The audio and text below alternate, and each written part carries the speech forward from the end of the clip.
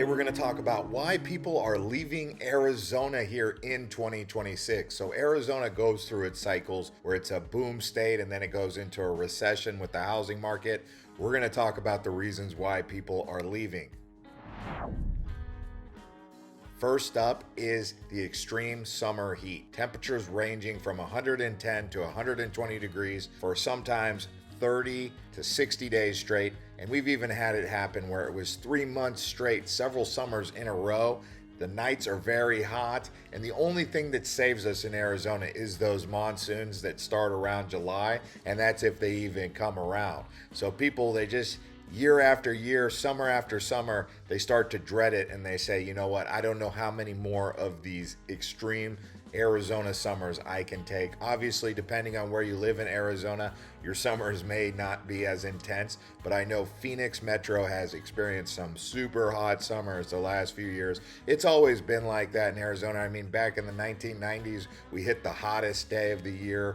You know, I think we almost hit 118 or 120, somewhere around there. I know it gets real hot in Phoenix. Lake Havasu City, Yuma also gets hot. Believe it or not, Tucson's actually not as hot as Phoenix. And then obviously if you're in places like Cottonwood, the Verde Valley, or even in Prescott, Flagstaff, you're not going to have as hot of temperatures, but it still gets hot. I mean, when it's 115 degrees in Phoenix, Flagstaff's going to be pushing 100 as well. So it just gets hot. Now, another thing that has really been a problem, Arizona used to be considered one of the cheap places in the country, and the truth is it's just not as cheap anymore, especially after the prices exploded during 2020. People are confused about what ended up happening. I guess some hedge funds or some big bank rollers came into town, bought up a bunch of the properties, artificially inflated the market and the prices, and it just shot up to an irrational pricing. A lot of you experienced that. You know, even people who are renting were just like, you know, I'm paying $2,500 a month for a 2-bedroom apartment in North Phoenix. You know, that's just too much. Or $2,700 a month for a 2-bedroom apartment in Scottsdale. It's just a lot of money for Arizona. And, you know, if you factor in $2,500 a month just for rent, you're throwing that away every single year. That's over $20,000 a year just out the drain, out the door for rent, okay? Most people in Arizona would agree that based on salary and everything right now, prices for a 2-bedroom, pretty much no matter where you are in Phoenix, should be anywhere between $1,500 to $2,000. Same with Tucson, same with Prescott, same with Flagstaff. It's just the prices have gotten really high. And it's not just the rent, it's not just the mortgages. We're talking property taxes, insurance is rising, auto and homeowners, old prices compared to the new prices. It just isn't as reasonable as it should be, and that's kind of slowed down the whole entire growth of paving the desert in all directions. I mean, that's what they do in Arizona, right? When we're booming, I mean, they're just building in all directions and they're paving the desert, right? It's turning into a concrete desert, really, right? Now, another thing that can be a bit of a put off is air conditioning bills can be absolutely brutal, especially if you have a 2-bedroom house. Those summer electric bills are brutal. I know we talked about the affordability, but that one area right there, electric prices, even water has seemed to double in some areas. That's crazy, right? Like, water used to be pretty reasonable considering we're in a desert, but it just like doubled out of nowhere. And the electric is still going through that same kind of inflation, right? And during the summertime when it's 115 degrees, you basically are running that AC nonstop if you're home. I mean, if you're working from home, it's on your bill. But even then, people are still running that AC at 78 so that when they get home, it's not just a big oven in their house. I mean, you ever come home after a day of not running that AC and just come into your house? It takes like an hour and a half to cool down, doesn't it? Well, it just depends on how good your AC is. I mean, Arizona does have really good air conditioning technology, you know, with the central cooling, but still, I mean, you're going to be running that thing at 78 just to stay reasonably temperate, right? Another thing that's become a bit of an issue in Phoenix and parts of Tucson and even Flagstaff is traffic. You'll see this up I-17, you'll see it on I-10, but you'll see it, I'm talking about inside the cities, it's really bad. The 101 at rush hour, they've opened up the 202 South Mountain Freeway. That kind of relieves a little bit of congestion. But if you're trying to get out to go north on the weekend, I-17, that's a total logjam. You're trying to go south to Tucson, for whatever reason on the weekend of Friday night, total log jam. I mean, there's truckers, and then you've got the people who got the big rigs, everyone with their weekend toy haulers and their, boats and all that. I mean, it's just a total jam, especially on the holidays. Don't even get me started on that. But another thing that's come up with people is the water supply concerns. People are worried the Colorado River's running dry. The Colorado has been, getting kind of dry lately, okay? The Lake Mead, Lake Powell, Havasu, all of that. And 30 to 40% of Phoenix gets its water from the Colorado. So that's a big concern. Salt River is not doing so bad, thankfully. I mean, you'll know how it looks when you go up to the Roosevelt Dam and you see, how Roosevelt Lake water levels are, right? You can always tell by the water level. But drought, it's a thing, okay? Sure, we'll have a wet winter, we'll have a wet summer even with the monsoon season, but are they capturing all that water? And Phoenix, they say it has a big aquifer underneath Phoenix. We'll see about that. I mean, you hear about it, and then they say you got 100 years worth of water supply. I don't know where they calculate that, considering we got 7 million people in the state nowadays. That's a lot of people, isn't it? If you just go up to those lakes, you can see around August, July, even September, you can see how the water supply really is. In the Salt River project area, even going out to Granite Reef Dam, Rio Salado, you start seeing that looks a little bit weak, then there might be a problem. You've seen it with Lake Mead, people out in Las Vegas always sharing that. But then you have overcrowding. So with more people come more traffic, more water. People need more water, people taking showers. I mean, how many people are going to be sucking off the Colorado River, the Salt River supply? So something that once felt quiet in Phoenix, Phoenix was a city, but it was a small city. But then the rapid population growth just became unbearable for some people, especially me. I mean, there's some parts of Phoenix where I'm just like, this is just too many people. Where do all these people come from? That's what, you start thinking. And, of course, we like, people, but, when it gets to a point where it's overcrowded, it's just too much. And Phoenix has gotten overcrowded in some places. Arizona's gotten overcrowded in some other places. You go up to some of our most famous recreation areas, Slide Rock, or even the lakes. I mean, you're just like, this is too many people. And a lot of it is just like these chain developments, these cookie cutter developments, and they're everywhere. And it's like, it's never ending. And you get this less of a small town feel. Don't get me wrong, I love small town Arizona, and you can still find that. We've made videos on this channel talking about small town Arizona, and we love it. But I mean, a lot of those small towns are now becoming big towns and then bigger cities, right? Now, here's another thing. In Arizona in particular, wages haven't kept up. I mean, unless you're working for Taiwan Semi or one of the tech companies, you're not really getting a raise right now, okay? So the money's coming in, but it's all foreign workers taking up all those jobs. People from India, people from Taiwan, they're taking the high salary jobs, and the Arizona residents are considered not qualified to work on semiconductors. I mean, we've heard this as a big problem from semiconductor companies who said they can't find qualified help. So they're unable to produce the semiconductors because a lot of people in Arizona lack the education or the knowledge on how to work in one of those technology companies. It's a big thing. But regardless of whether or not you're qualified to work in big tech, wages still aren't keeping up. Whether you're working in construction, whether you're working in, real estate, whatever career field you're working in, you probably haven't seen much of a wage increase. And if you did, it wasn't keeping up with the inflation.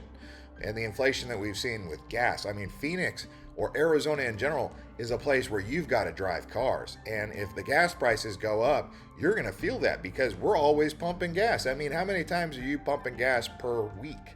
If you go all around Phoenix, if you work in Peoria and you live in, say, Glendale or Gilbert, who knows what part of town. I mean, that just depends on how much driving you're going to be doing. You might be pumping up your gas 2 to 3 times per week, some of you. I know. And if you're someone who drives for work, because maybe you're a real estate agent, you got to go from Gilbert over to Peoria or over to North Phoenix or out to Scottsdale. I mean, you're going to be driving all around. You're going to be going through gas left and right, aren't you? So gas, energy, that's one thing that goes up. And if your wages aren't really going up with the inflation, the price going into a Walgreens or a CVS and paying $10 to $12 for a stick of deodorant that used to be $3 or $4, paying $3 or $4 for a Gatorade that used to be $1.99. I mean, you're seeing basically everything's up 2 times. But did your wages go up 2x? I don't think so. And this is something that's happening all across the country, not just Arizona, but people in Arizona really are feeling that squeeze. Now, another thing that is annoying for people, you could be one of these or you could not be, but a snowbird and seasonal crowds. I know if you're someone who lives full time in Arizona, a snowbird's coming into town around October, November, and then leaving around April, May. Man, those guys, they had so much traffic to the roads, and they just come in. They don't have the same local mentality, right? And there's nothing against snowbirds, and I know some of you are snowbirds, and I'm a snowbird in some regards in places that I go, or I'm a seasonal tourist. But regardless of what it is, I mean, for locals, that's really annoying, because those people, they come in, it's almost like they just want to use the place for their benefit, and they don't want to give too much else. Maybe they don't even pay their taxes to the state of Arizona because maybe they're not a full-time resident, because where they live in the summertime is actually their permanent residence. A lot of people just take issue with that. I can understand where both sides are coming from. I know I can relate to the snowbirds and the seasonal crowd, but I can also relate to the locals. But this is a source of tension, as you guys know. Another thing that comes up is public education in Arizona. They say that the Arizona schools are some of the worst in the nation. This isn't something that just happened either. It's been like this. I mean, Arizona consistently ranks very low in terms of public education.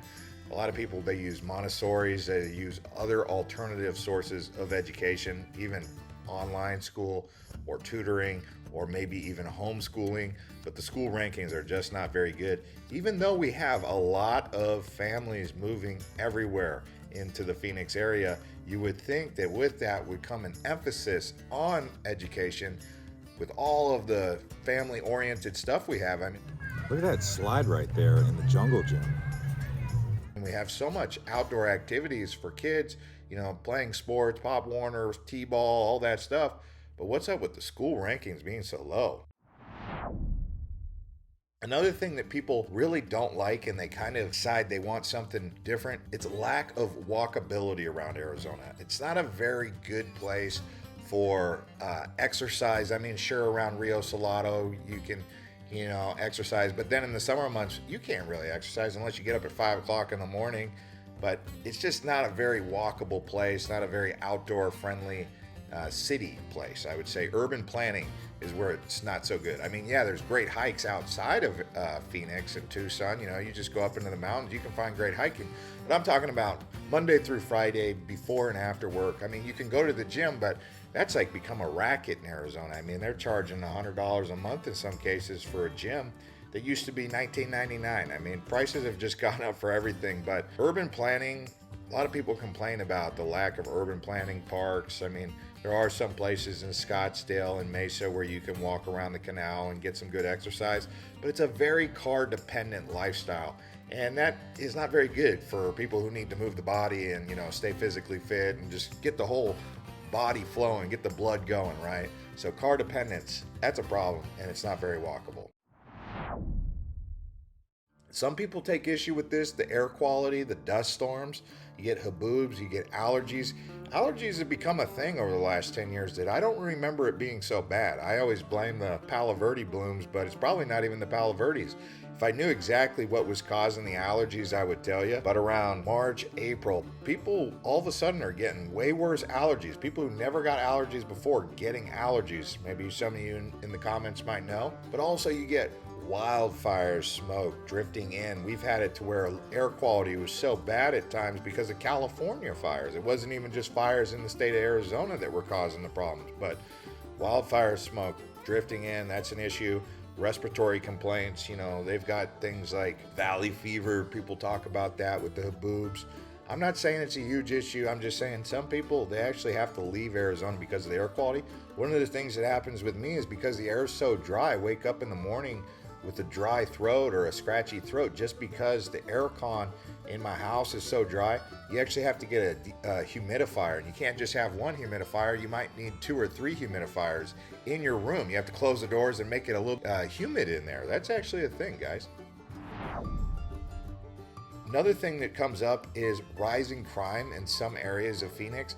I would say South Phoenix, South Tucson, even parts of Glendale, not so safe. Property crime is going up. Homeless debates continue. You know, these areas that get taken over by homeless people who are just, the thing is, a homeless person isn't necessarily, being homeless isn't a crime. But what happens is the people who end up homeless, they usually end up being the types of people who, in some cases, turn to harder drugs or alcohol in some cases. And then, once they get on some of those hard drugs, they get even worse. I mean, that's the truth, okay? Some of these drugs, and you know what they are. I don't need to go into detail, but some of them are just really bad. And once someone gets on those, they're pretty much a problem. And you guys know what they are. Some of them are yellow powders and all this different things. And, you got stuff on the streets that you don't even know about. And a lot of times these people, they're just out of control. And so, when the homeless move in and they start turning to those drugs to, cope with the situation, it just gets worse. So, that's a big deal, and people don't like that. The desert fatigue, okay? So just getting bored with looking at desert. I personally don't get bored looking at the desert because I grew up in the desert, but people miss green landscapes. They miss the 4 seasons. We get 4 seasons, but we don't get like snow, right? I mean, rain, it's 300 days of sunshine. I mean, some people say I moved to Arizona to get rid of the rain or get rid of the snow, but then they start to miss the rain. They start to miss the lakes, the forests, the greenery, and it just becomes a psychological burnout because of the endless brown scenery, okay? Another thing that's been coming up a little bit recently is the change in politics. Someone might say they came in for one type of politics, but now it's changing away, and that people who left their place are bringing in their political ideologies and changing the political landscape. A lot of natives don't like it. People who've been in Arizona their whole life, born to Arizona, they just don't like the political changes taken on, and they want to leave and they want to go to a place where they align with, or vice versa, okay? People in both camps can get frustrated in Arizona with that. But another thing is, sometimes people just want better quality of life than, what Arizona offers. What's good for me or good for you might not be what's good for someone else. And so some people want cooler weather, some people want more sunshine, some people want more affordable states, they want a slower pace, retirement somewhere else. I mean, it just depends on why someone would have that. But I would say, in spite of all this, despite all the challenges, Arizona is still growing, and there are a lot of positive things. We can make a video why people are moving to Arizona. This is just a video about why the people have chose to leave. Whether you're someone who lives in Arizona and is thinking about leaving, or you're someone who's trying to move to Arizona and you don't know why someone would want to leave such a great place. But we've made tons of videos like this. Check on our homepage. But if you think about all the beautiful scenery, the warm winter weather, the sunshine, the jobs that are coming in from the tech companies, the outdoor lifestyle for those of you who actually go out to the lakes and hike and do all the camping, that's the thing. But here's the question. Do you still love living in Arizona here in 2026? Let us know in the comments. We'll see you on the next one.